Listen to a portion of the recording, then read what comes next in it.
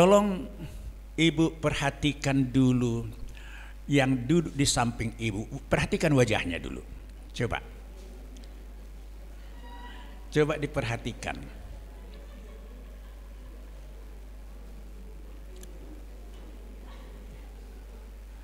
Ada yang tidak bedaan? Diperhatikan dulu. Ada ibu-ibu yang kayaknya datang di tempat ini tanpa bedaan. Semua rapi ya. Semua rapi. Oke, puji Tuhan lah, semua rapi. Memang itu merupakan bahagian dari rancangan Tuhan. Tuhan menciptakan kita segambar dengan Dia, harus rapi. Ya. Anak-anak Tuhan itu paling rapi, bukan harus memakai pakaian yang mahal-mahal, tapi harus rapi. Semua yang diciptakan Tuhan itu indah dan baik adanya, rapi. Ya. Jadi lain kali kalau kurang rapi rasanya. Oke. Tema kita pada saat ini ialah berkilau atau berkarat. Maka saya bilang tadi tolong diperhatikan wajah ibu yang di samping. Berkilau enggak? Atau berkarat? Mari kita membuka firman Tuhan, dua firman Tuhan. Satu itu dari Injil Matius bab 5 ayat 14 sampai dengan ayat 14 dan 16.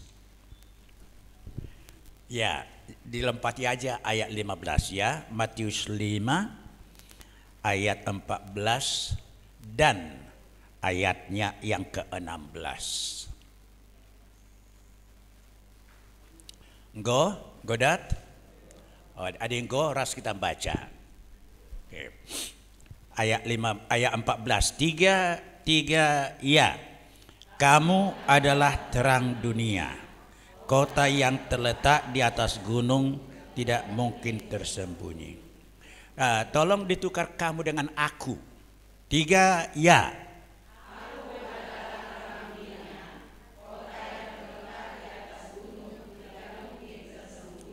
Ya. Jadi kita masing-masing adalah terang dunia, minimal dunia keluarga kita. Diingat itu, ini perkataan Tuhan Yesus.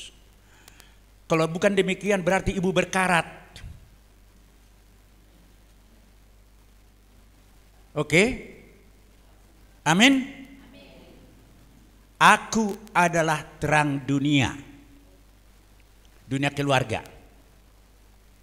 Jadi ibu harus perhatikan selama ini bagaimana ibu menjadi terang di tengah-tengah keluarga. Atau terangnya itu di atas gunung, nggak sampai kepada orang yang diterangi. Atau ditaruh rantang untuk menutupi terang itu sehingga nggak kelihatan terangnya itu.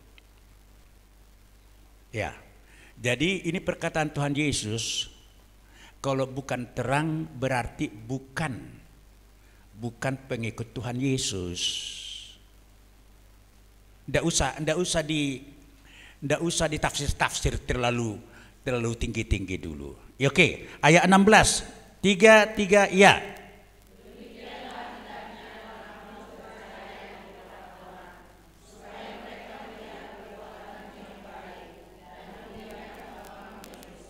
Iya, jadi terang itu dilakukan dengan perbuatan baik.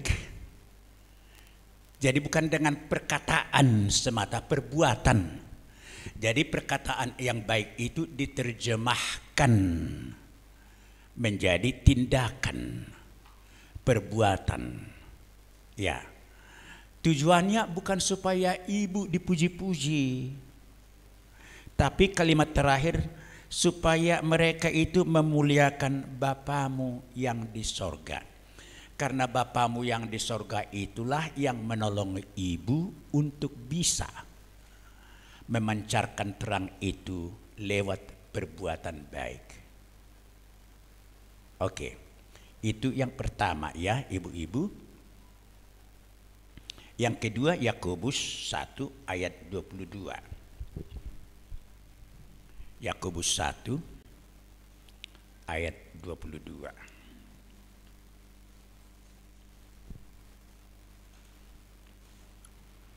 Kita baca bersama.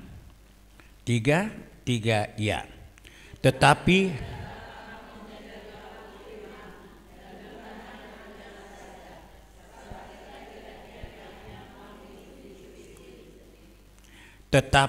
hendaklah kamu menjadi pelaku firman dan bukan hanya pendengar. Ya, sebab jika tidak demikian, kamu menipu diri sendiri.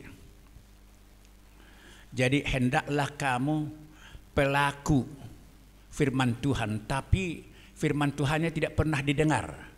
Bisa kira-kira itu kita katakan yang kulakukan ini adalah kehendak Allah.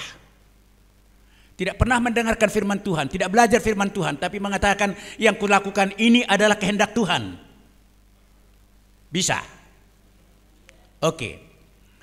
Yang kukatakan ini kepada kamu adalah firman Tuhan, tetapi tidak dilakukan. Benar itu dari Tuhan. Iya. Jadi harus terjadi dua-dua menjadi kesatuan. Mendengar dan melakukan. Jangan hanya pendengar, itu gong gemerincing. Jangan hanya pelaku, tapi tidak mendengar, itu semut yang sibuk terus. Semut sibuk terus. Oke. Ibu-ibu, saya agak heran juga mengapa, bukan heran lah, tapi tertarik mengapa pengurus kita menciptakan tema ini, yaitu berkilau atau berkarat. Berkilau atau berkarat. Saya terjemahkan dalam bahasa Batak itu glowing or rusty. Rusty, rust itu karat, berkarat. Glowing. Sekarang di televisi banyak kali ibu-ibu yang mengiklankan jenis bedak tertentu. Sejenis bedak lah itu ya kan, yang ditaruh di apa begini, hanya dihapus saja sudah tai lalatnya sudah ada yang kotor-kotor sini sudah tercabut semua. Ada diiklankan di situ ibu yang tadinya sudah kira-kira ditempelkan begini foto ibu yang lama itu, dan setelah memakai ini alat ini bedaknya ini terus mudah kali kelihatan ibu itu karena pengaruh dari jenis bedak itu. Tapi dijelaskan dulu oleh orang yang mengaplikasikan memakai bedak itu kepada ibu yang dia pakainya itu supaya orang percaya.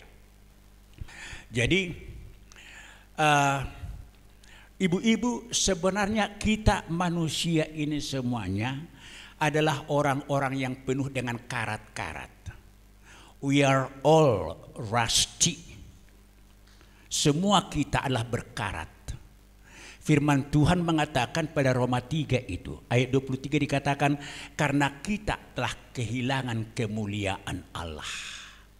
Dosa membuat manusia semua tanpa kecuali, termasuk saya itu berkarat. Tadinya.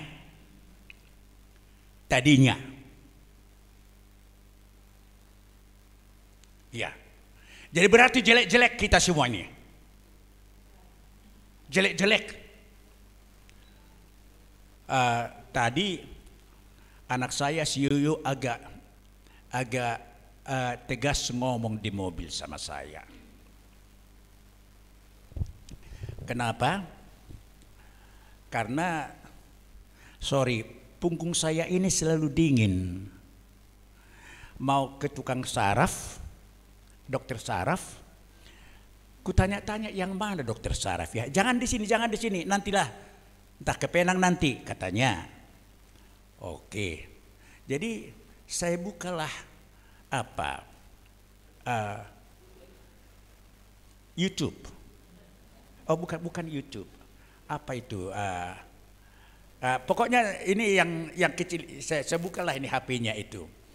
Lalu di sana ada diiklankan selimut hotel sama bantal hotel.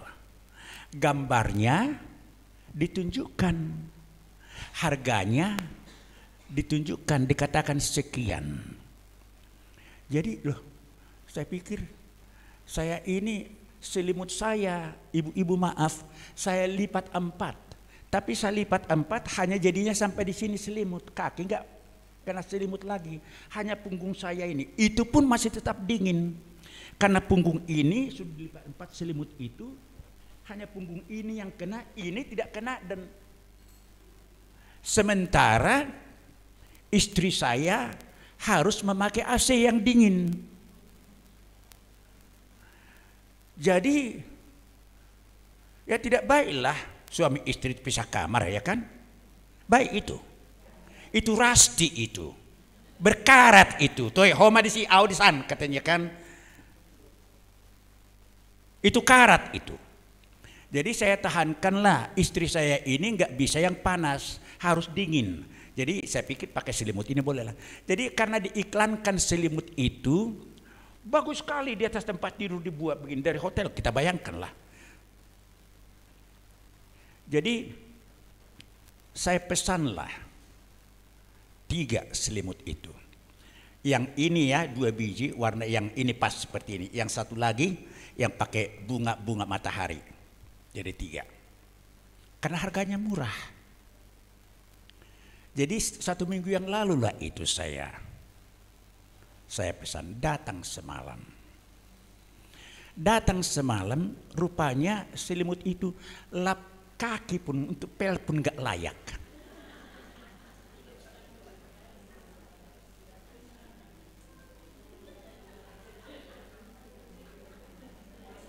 Iya. Untuk kain pel pun tidak layak.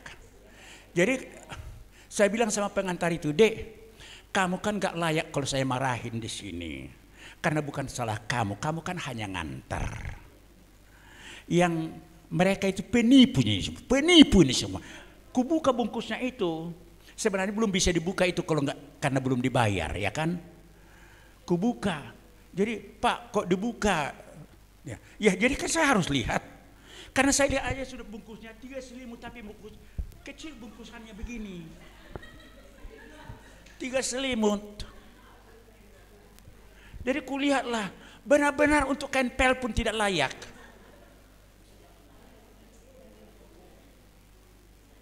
Jadi maksud saya bahwa itulah karat-karat. Tidak tahu saya beragama Kristen itu, pengusaha itu di Jakarta sana. Kita ini semua sudah berkarat, kita memang begitulah. Setelah manusia jatuh ke dalam dosa, dan karat-karat itu membuat kita semua menjadi susah. Ya. Tapi firman Tuhan itu tadi mengatakan bahwa Tuhan Yesus mengharapkan kita supaya menjadi terang dunia keluarga. Memang untuk itulah kita diciptakan oleh Tuhan. Pada awalnya kita tidak rasti, tidak berkarat, kita diciptakan Tuhan. Oleh segambar dengan Tuhan kita diciptakan. Rancangan Tuhan bahwa kita menjadi wakil Tuhan. Semalam kami PA di sini itu kami bicarakan. Rancangan Tuhan itu ialah bahwa kita ini menjadi wakil Tuhan, menata dunia ini, memelihara dunia ini dengan segala isinya ini supaya enak dihuni oleh manusia, bukan mendatangkan kesusahan. Iya.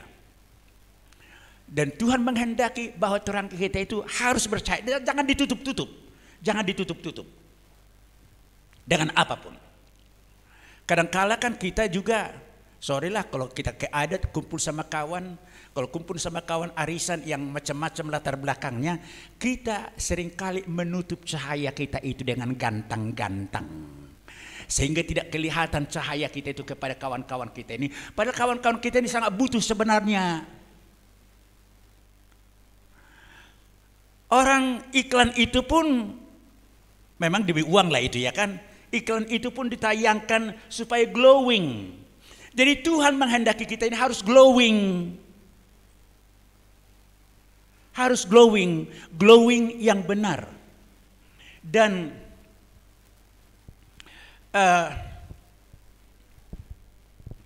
bahan kita untuk glowing itu sudah disediakan oleh Tuhan. Sudah disediakan oleh Tuhan. Tapi tidak mungkin kita glowing kalau tidak mandi. Cobalah pakai bedak tebal-tebal padahal tidak mandi. Jonok tua mata muse. Ane biadu bau. Berbeda dohonian. Kan gitu ya kan? Karena tidak bersih di dalam. Padahal ini cantik. Iya. Tidak bisa begitu. Jadi kalau orang Kristen dikehendaki Tuhan jadi glowing, harus lahir baru dulu, dibersihkan dulu dari segala dosa. Tidak mungkin hanya mendaftar di gereja, mendaftar di pertanian, rajin ke gereja, kur ini segala macam. Tapi sampai sekarang belum lahir baru, belum dibersihkan. Lahir baru itu kan dibersihkan dari segala dosa. Diampun dari segala dosa. Berarti sudah dicuci. Sama seperti Yesus mencuci kaki murid-muridnya itu di dalam kerendahan hati. Jadi bagaimanapun rajinnya ibu ke gereja, bagaimanapun ibu banyaknya sumbangan ke gereja atau kemana-mana, bagaimanapun banyaknya pengetahuan ibu tentang firman Tuhan, kalau tidak lahir baru, itu sama dengan memakai bedak tetapi tidak mandi. Iya. Tetapi juga sebaliknya juga nggak bisa, kurang bagus juga. Mandi terus, sudah mandi, tidak ada bedaan, ya kan? Bajunya yang sudah bau tadi masih itu dipakai, padahal baru mandi. Jadi ada orang mengatakan, sudah mandi aku tadi kayak gini lah, ya kayak gini pun sudah jadilah katanya. Nggak dipelihara, tidak jadi glowing. Jadi Tuhan sudah memberikan firman-Nya. Sama seperti bedak itu yang akan kalau dioleskan begini, dihapus saja sudah terus terkelupas begini kotoran-kotoran itu dari sini, terus cantik kelihatan. Ya. Jadi Tuhan memberikan firman-Nya untuk itu.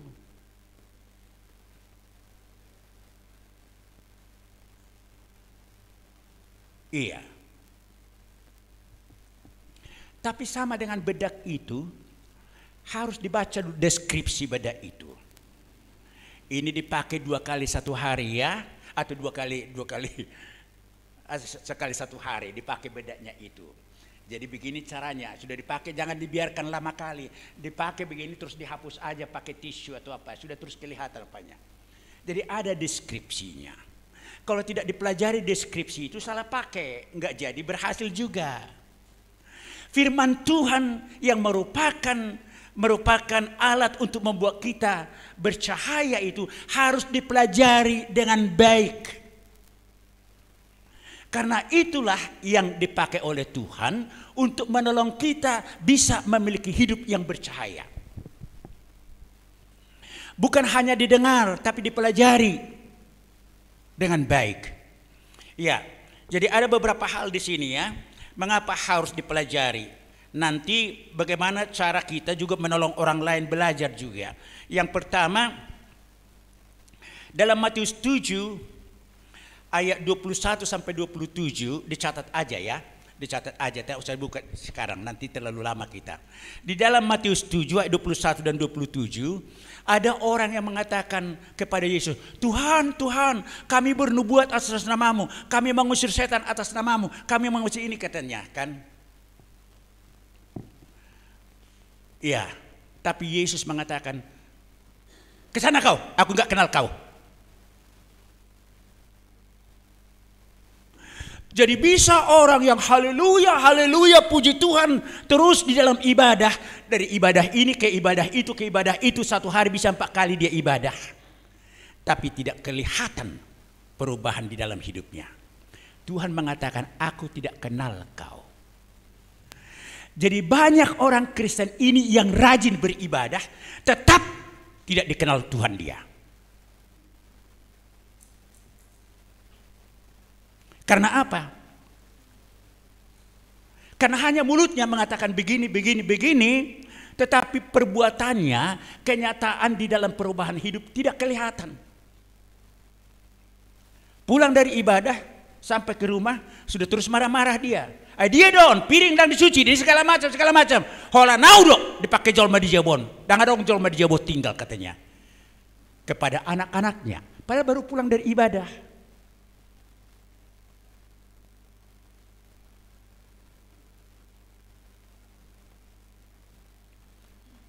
Oke. Tidak dikenal Tuhan. Jadi banyak kali anggota gereja ini yang tidak dikenal Tuhan. Mungkin menari-nari di gereja kan segala macam. Hebat kali ibadah itu, tetapi tidak ada perubahan hidup. Tidak dikenal Tuhan.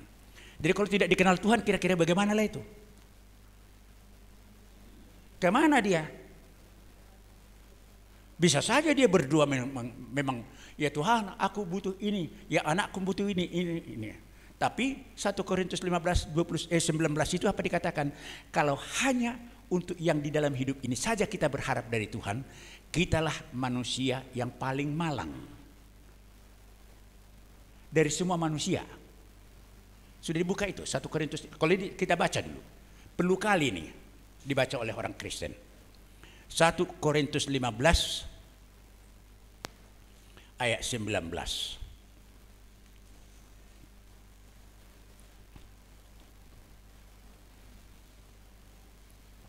Oke. 3 sudah. 1 Korintus 15 ayatnya yang ke-19.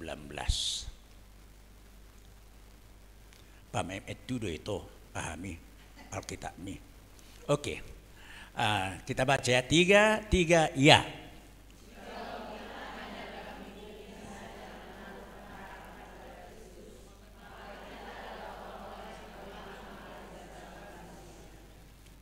Ya, yang paling malang dari semua orang. Jadi kalau kita hanya berdoa aja kepada Tuhan, Tuhan tolonglah anakku supaya lulus, Tuhan supaya kawin, supaya ada cucuku, supaya ini. Hanya gitu-gitu aja sampai meninggal dia, kelihatannya rajin berdoa. Kita adalah orang yang paling malang dari semua orang. Kenapa paling malang? Karena kita tetap tidak dikenal Tuhan. Karena belum lahir baru, belum anak Tuhan. Jadi tidak ada keyakinan bahwa kita pasti ke surga. Padahal kalau kita bertindak di sini sekarang, karena kita sudah yakin bahwa kita anak Tuhan. Kita ini adalah warga surgawi yang masih tinggal di dunia ini untuk menjadi terang kepada orang-orang yang belum kenal Tuhan, agar mereka kenal Tuhan. Jadi banyak si pendua ini yang rajin berdoa, orang yang paling malang dari semua manusia. Jadi ibu-ibu yang saya kasihi, kalau sekarang coba renungkanlah. Setiap pagi, setiap hari ibu berapa kali berdoa. Kalau ibu berdoa kira-kira apa saja yang ibu doakan?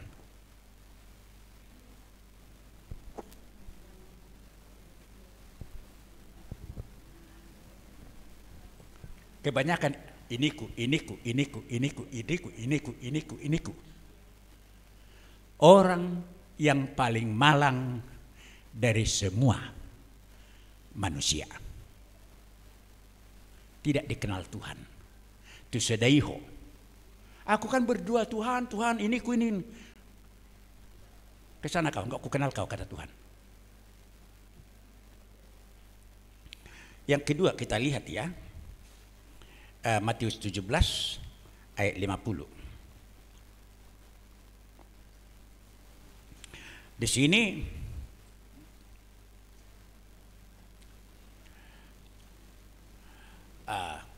berbicara mengenai persaudaraan dengan Tuhan Yesus. Lalu siapakah saudaraku? Kata Tuhan Yesus. Lalu Yesus mengatakan, ya yang melakukan yang melakukan kehendakku ialah saudaraku. Ya. Jadi kalau bukan pelaku firman Tuhan, bukan saudara Yesus.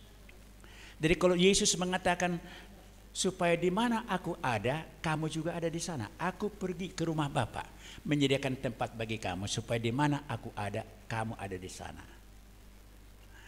Tapi kalau bukan pelaku firman Tuhan, tidak mungkin ke sana karena bukan saudara Tuhan Yesus.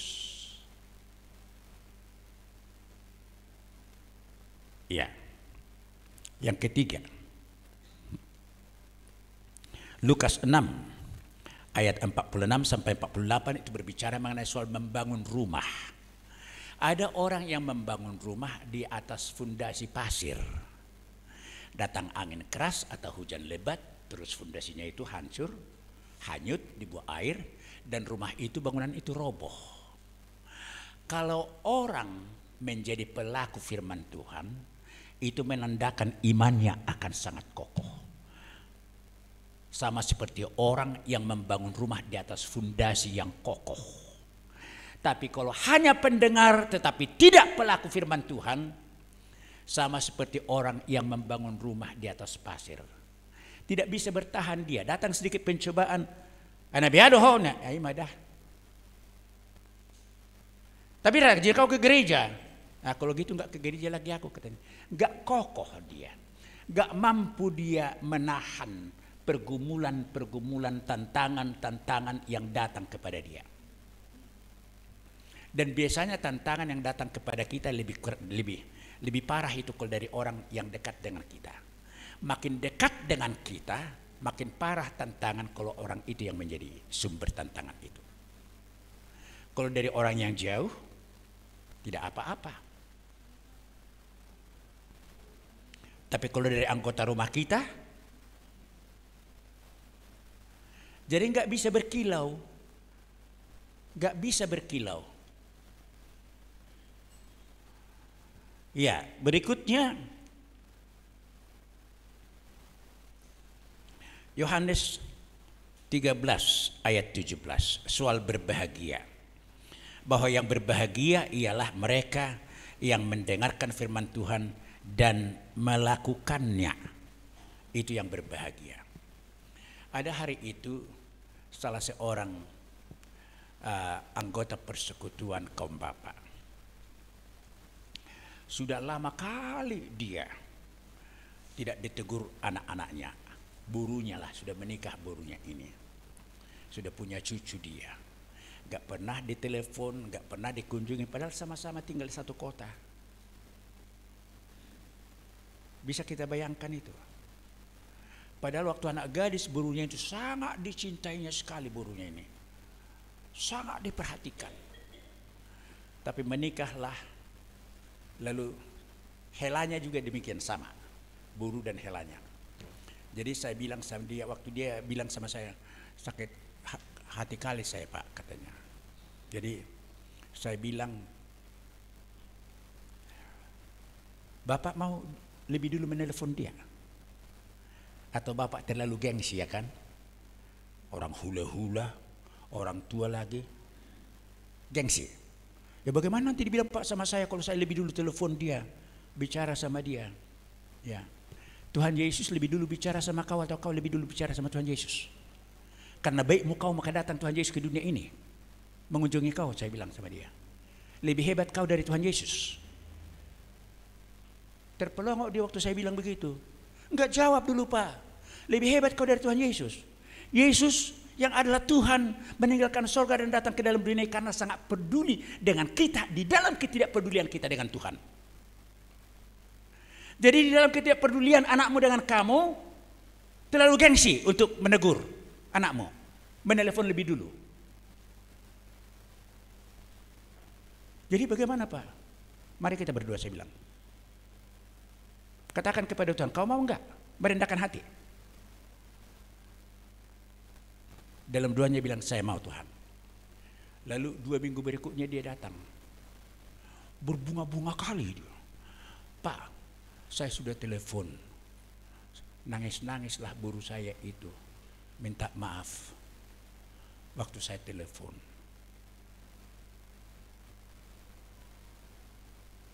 Bagaimana itu? Dia begitu berbahagia. Begitu berbahagia. Selama ini hatinya begitu hancur. Urunya, punya helanya gak pernah menegur dia. Bertahun, tahun baru pun gak pernah datang. Telepon pun tidak. Begitu berbahagia, dia berbunga-bunga mengatakan, Pak Tobing, aduh, senang kali saya sekarang. Puji Tuhan lah katanya. Yang berbahagia ialah yang mendengarkan firman Tuhan dan yang melakukannya. Jadi kalau kita kurang berbahagia banyak kali di sini dan di sini karena kita kurang melakukan firman Tuhan. Unak pola disanggah-sanggah itu memang jelaslah itu. Kalau banyak di sini perang dan di sini perang karena kita kurang melakukan firman Tuhan. Mau perang terus? Oke. Tuhan Yesus mengatakan, berbahagialah orang yang mendengarkan firman Tuhan dan yang melakukannya dengan setia. Ibu tahu sekarang perang apa yang ada dalam hati ibu. Gak bisa glowing kan? Bapak tadi glowing kali dia. Cepat dia datang kemari hanya untuk mengatakan itu.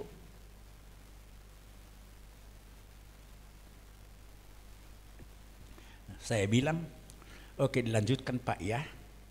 Dilanjutkan ya.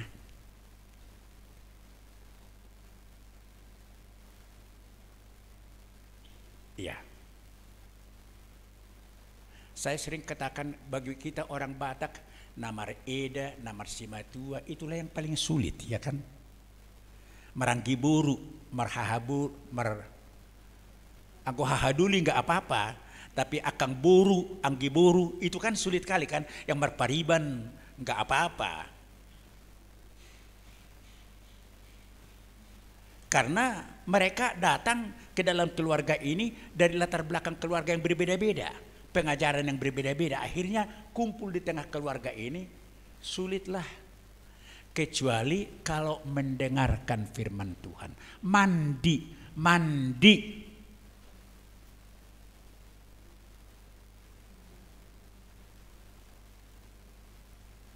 Ya. Lalu dipakailah bedak itu. Jangan sudah mandi masih baju lama yang masih bau itu yang dipakai.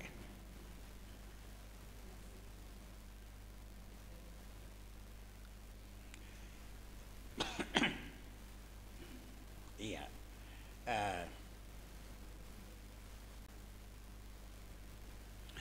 Bagi kita para orang tua atau hamba-hamba Tuhan yang mengajar ini juga sangat penting. Karena banyak sandiwara yang terjadi di dalam kehidupan manusia termasuk kami hamba-hamba Tuhan.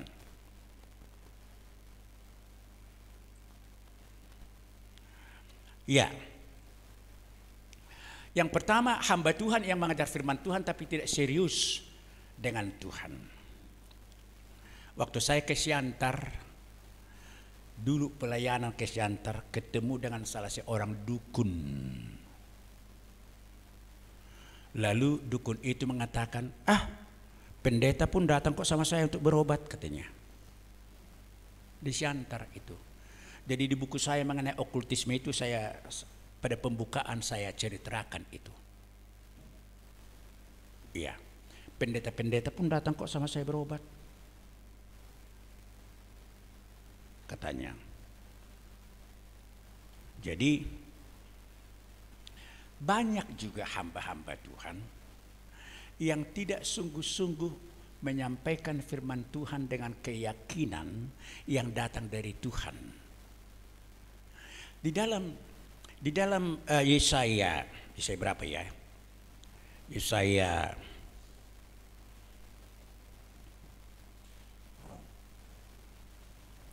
saya cari dulu. Yesaya 44 ayat 20.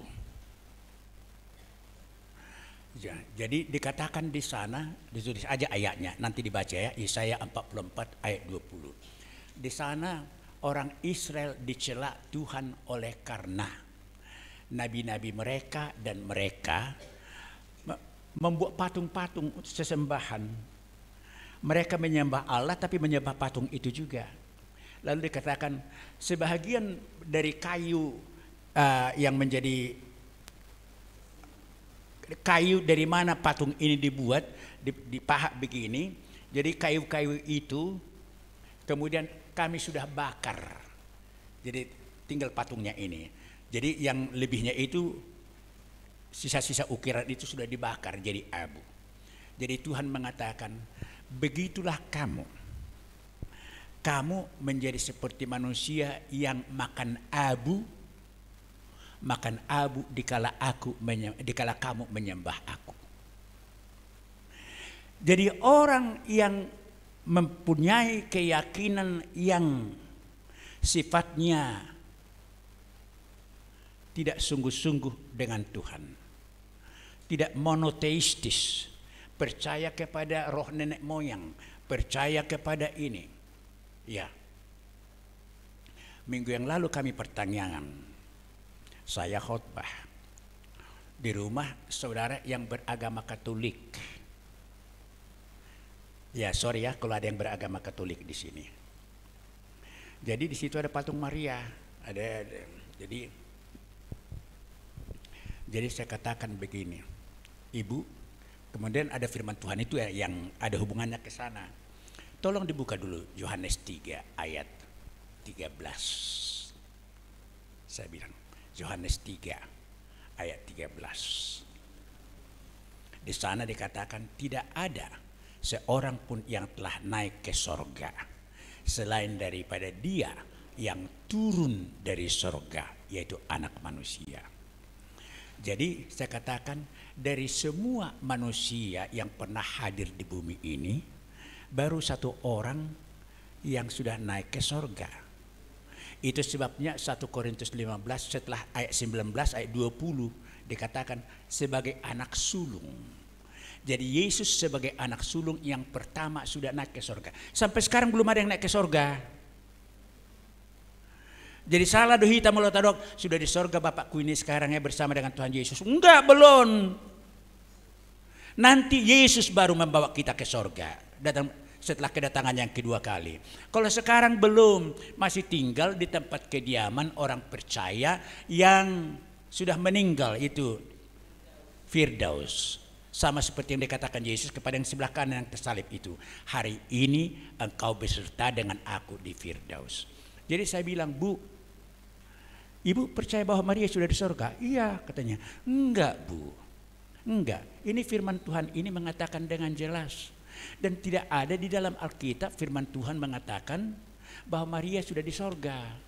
Belum ada yang sudah naik ke sorga. Hanya Yesus untuk menyediakan tempat bagi kita.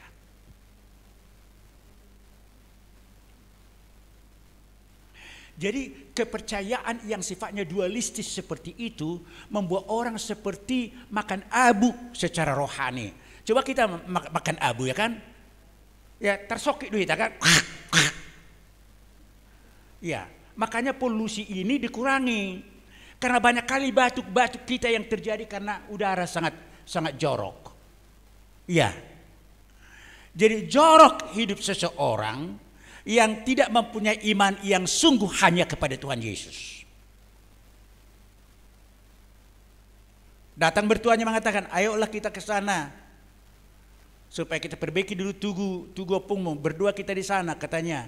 Pergi sana, berdua kepada opung. Opung, perhatikan kami di sini ya. Dari sorga lihat kami ya, katanya.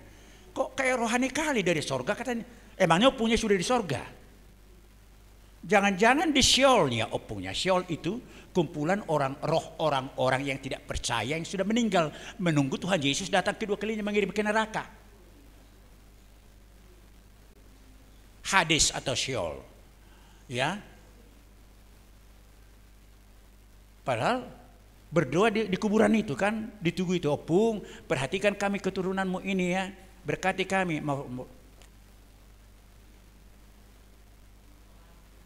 Makan abu.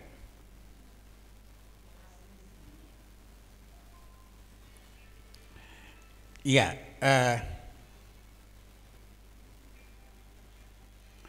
jadi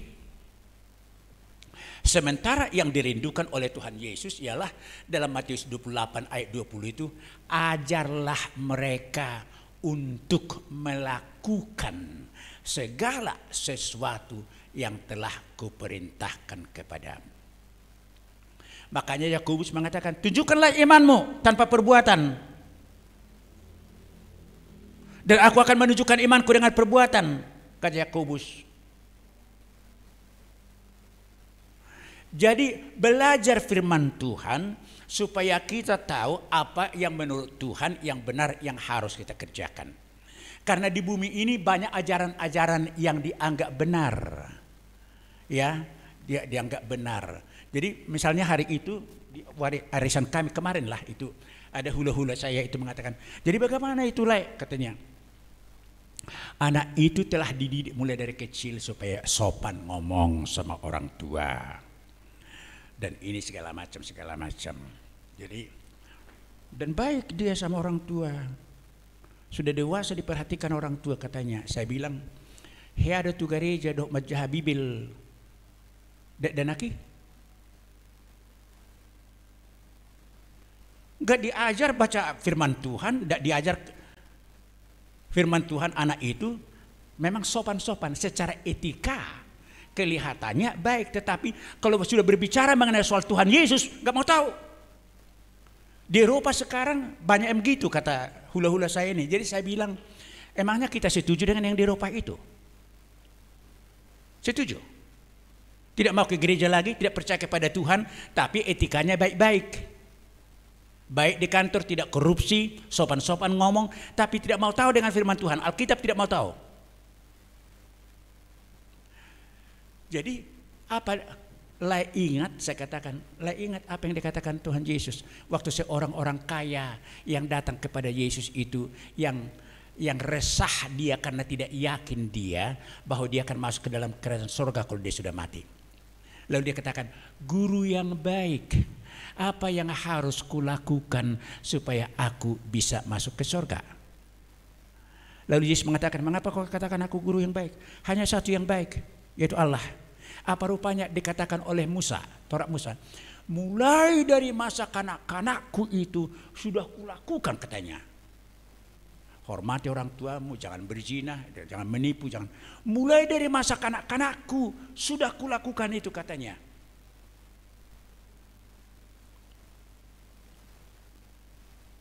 Iya. Etikanya Yesus melihat. Sampai Yesus kemudian mengatakan, hanya satu lagi kekuranganmu. Hanya satu lagi. Benar yang dikatakan itu. Dari masa kanak-kanak dia sudah menghormati orang tua, tidak pernah menipu, tidak pernah berbohong, tidak pernah, pokoknya tidak pernah melakukan yang tidak benar. Dia tepatnya benar itu Taurat Musa itu.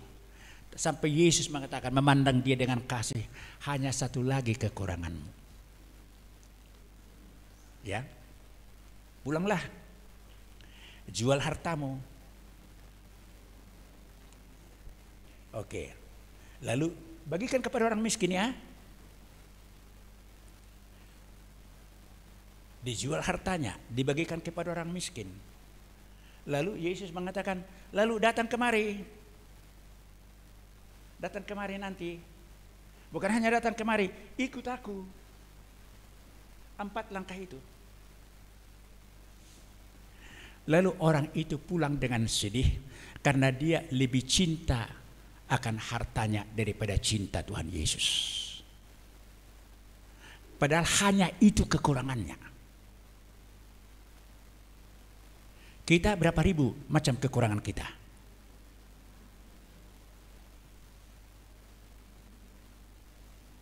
Iya. Hanya satu kekurangan. Jadi kalau ada satu hal yang lebih kita cintai daripada Tuhan Yesus,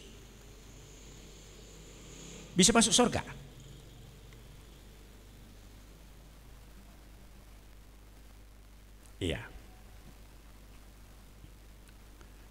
Jadi seandainya dijual hartanya lalu dibagi-bagikan kepada orang miskin, sudah baik. Datang dia kepada Yesus mengenal lapor, sudah kujual semuanya, sudah kubagikan sama orang miskin, katanya kepada Yesus. Tapi tidak mau kemudian dia ikut Yesus. Baik, iya enggak? Enggak. Dan ikut aku, kata Tuhan Yesus. Iya. Dan kalau ikut Yesus, apa yang kurang bagi Yesus rupanya? Apa Yesus tidak mampu memberikan kepada dia harta lebih banyak daripada yang dijualnya itu? Kalau dia ikut Yesus. Jadi jangan kita berpikir bahwa kalau ikut Yesus semua gak ada lagi nih. Gak ada lagi. Enggak. Kita justru semakin glowing. Karena yang utama yang ada di dalam hati Tuhan ialah bagaimana membahagiakan kita, bagaimana mensejahterakan kita. Itu yang utama.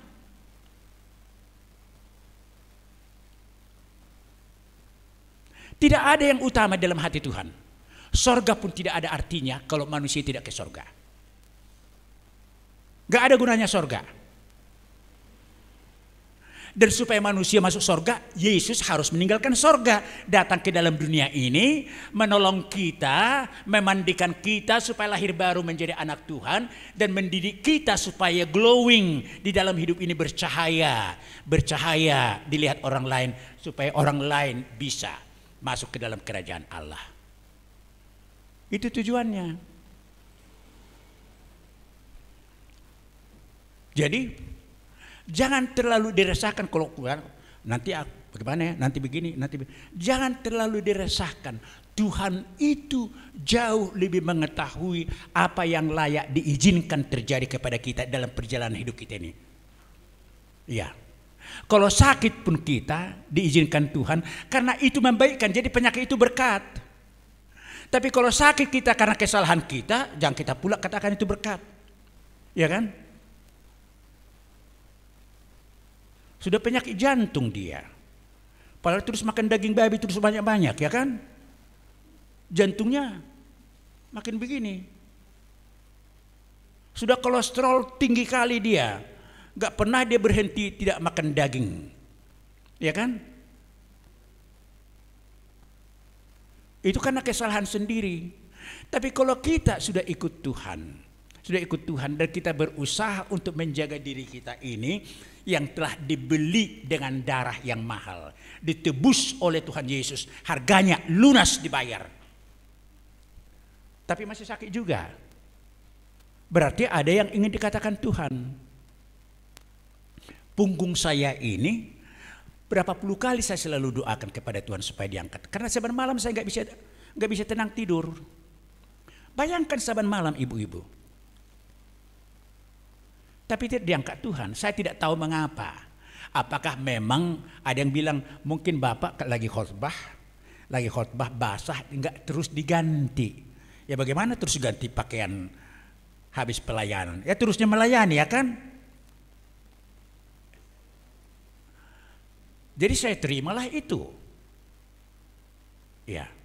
Jadi pergumulan yang layak terjadi kepada kita, itu yang diizinkan Tuhan terjadi kepada kita, karena Tuhan ingin memberkati kita lewat pergumulan itu, supaya kita semakin bisa melihat kuasa Tuhan menolong kita lewat pergumulan itu. Paulus kan itu yang dikatakan Tuhan kepada dia, cukuplah anugerahku bagimu. Paulus sudah menusuk-nusuk di dadanya, mungkin di penyakit TBC itu barangkali itu karena terlalu capek Paulus itu. Menusuk-nusuk di dadanya, sudah didoakan terus kepada Tuhan. Tidak diambil Tuhan, tapi Tuhan mengatakan cukuplah kasih setiaku, anugerahku bagimu. Sudah enggak didoakan lagi. Sampai dikatakan di mana ketika aku lemah di situ aku kuat. Jadi ibu-ibu ya, yang dikehendaki Tuhan bagi kita, pendengar firman Tuhan dan pelaku firman. Jangan pilih satu. Tidak mungkin kita menjadi pelaku firman Tuhan kalau kita tidak mendengar. Tapi hanya mendengar pun tidak melakukan, juga tidak. Ya. Jadi kalau hanya memilih satu itu berdosa. Yang kedua, kalau hanya memilih satu itu menipu diri sendiri. Yang ketiga, kalau hanya melakukan satu itu menipu orang lain. Rajin kali ke gereja dia padahal ya donate maceringgas donet tu gereja halai hona bergabus karejuna. Gimana itu? Gimana ini? Menipu orang lain dia kan? Tapi bukan hanya orang lain ditipunya, dirinya sendiri juga. Karena percayalah ibu-ibu, kalau kita tahu apa yang benar dan kita tidak melakukan, ada perang besar di sini. Karena Roh Kudus yang diberikan Tuhan kepada kita tidak tentram tinggal di sini. Ya, jadi menipu diri sendiri, menipu orang lain, dan menipu Tuhan. Jadi si penipunya orang yang kayak gitu, yang hanya melakukan satu aja. Jadi dua-dua harus dilakukan. Lalu orang lain akan melihat, aduh, Aisyah sokon siapa pun macam Namburu rajin kali ke gereja dengar firman Tuhan. Ya begitulah memang. Kalau Namburu begitu, ya wajarlah itu katanya kan. Nasubui dui besongoni katanya. Mau diikut kita tapi tidak mampu katanya dia. Ya, jadi bercahaya, jangan berkarat. Ibu-ibu, karatnya di mana sekarang? Sebelah mana?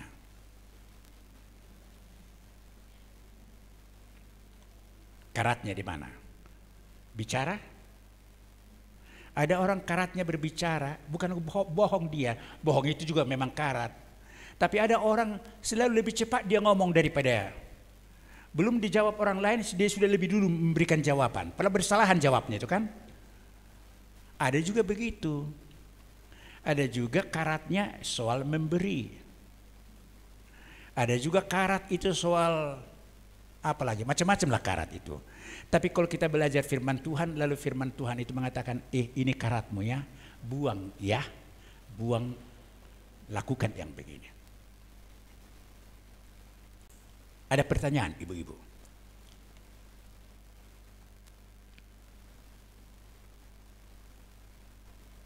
Ada.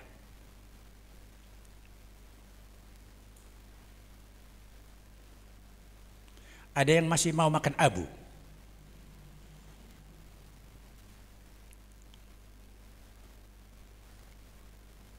Oke.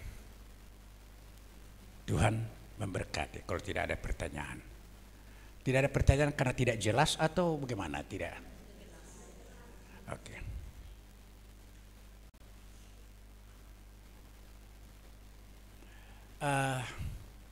Saya lupa bawa lagu. Kalau kita bisa menyanyikan, bisa luar kepala. Oh Tuhan, bila aku merenungkan. Bisa. Oke, kita nyanyikan dulu ya. Yang